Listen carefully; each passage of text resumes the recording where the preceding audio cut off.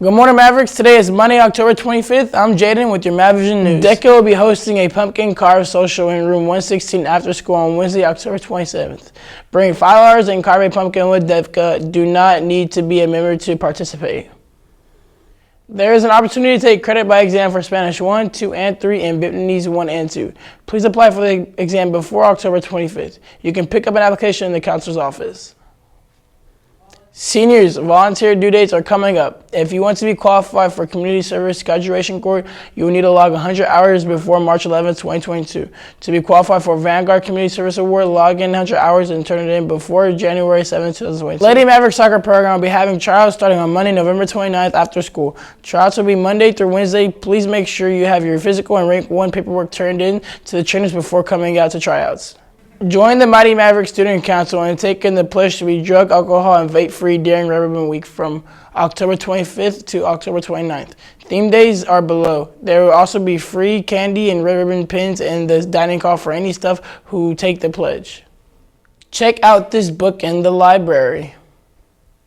Hi, I'm Millie Bobby Brown and I play Enola Holmes in the new Netflix film Enola Holmes. I'm here to give you a sneak peek, a little reading moment. Enola Holmes, the case of the missing Marquess. Wait, I saw something. Rising over the housetops like an ostrich feather, upon a lady's hat stood a white plume in the grey sky. The smoke of a steam locomotive. Pedaling towards it, I soon heard a roaring, shrieking, clanging noise, the engine coming in. I arrived at the platform just as it did. Only a few passengers got off, and among them I had no difficulty recognizing 2 tall male Londoners who had to be my brothers. One of my brothers had grown a bit stout, showing an expense of silk waistcoat. That would be Mycroft, I suppose the older by 7 years. The other, Sherlock, stood straight as a rake and lean as a greyhound, in his charcoal suit and black boots.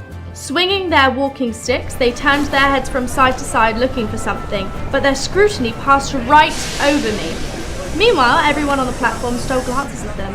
I straightened and approached the 2 Londoners, not quite succeeding in holding my head high. Mr. Holmes and, Mr. Holmes? 2 pairs of sharp grey eyes fixed upon me, 2 pairs of aristocratic brows lifted. You asked me to meet you here? Enola. They both exclaimed at once, and then, in rapid alternation, "What are you doing here?" "Why, did you not see the carriage?" We should have known her. She looked just like you, Sherlock. The taller, leaner one was indeed Sherlock then. I liked his bony face, his hawk eyes, his nose like a beak, but I sensed that for me to look like him was no compliment. I thought she was a street urchin. On a bicycle? Ride a bicycle! Where's the carriage, Enola? I blinked. Carriage? There was a landau gathering dust in the carriage house, but there had been no horses for many years. The stout one, Mycroft, exclaimed, "Why are we paying a stable boy then, and a groom?" "I beg your pardon? Are you telling me there are no horses?" "Later, Mycroft, you." With commanding ease, Sherlock summoned a loitering lad. "Go hire us a landau." He tossed a coin to the boy, who touched his cap and ran off. "We had better wait inside," Mycroft said. "Where's your hat, Enola?" Somehow the moment had passed for me to say, "How do you do?" Or for them to say, "So nice to see you again, my dear," and shake hands or something of that sort, even though I was ashamed of my family. But then also I was beginning to realize that "please meet at station" had been requested for transportation, not for me to be present myself in person. Speaking to me, Sherlock decreed in that offhand imperial way of his, "You should have been in long skirts since you were 12. Whatever was your mother thinking of? I suppose she's gone over entirely to the suffragists." "I don't know where she's gone," I said. And to my own surprise, for I had not wept until the moment I burst into tears, further mention of Mum then was put off until we sat in the hired landau with my bicycle strapped on behind, swaying along to Kinford. I am sure that they thought I was weeping for my mum, as I was, but truthfully I was weeping for myself. Enola. Alone. That night I could not sleep. Indeed, at first I could not even be still. In my nightgown, barefoot, I paced my bedroom, as I imagined a lion at the London Zoo might pace his cage. Later, when I turned my coal oil lamp low, put out my candles and went to bed, my eyes would not close. I heard Mycroft retire to the guest bedroom. I heard Lane and Mrs. Lane tread upstairs to their quarters on the top floor, and still I lay staring at my shadows. The whole reason for my distress was not obvious as may at first appear.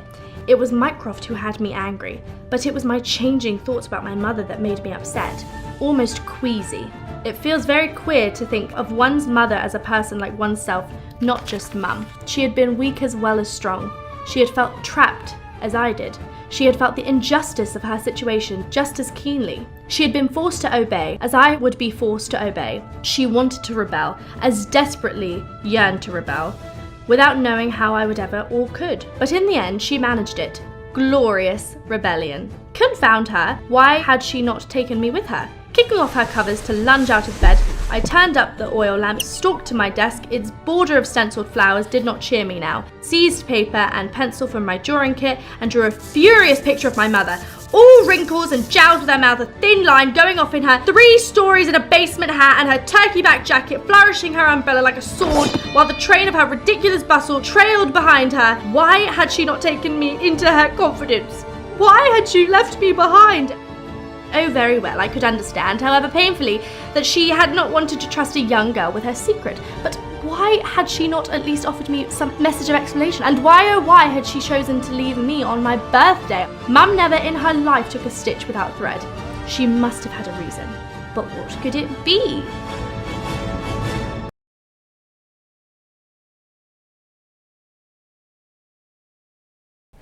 That's all we have for you today, Mavs. Happy National Chucky the Notorious Killer Doll Day. Bye.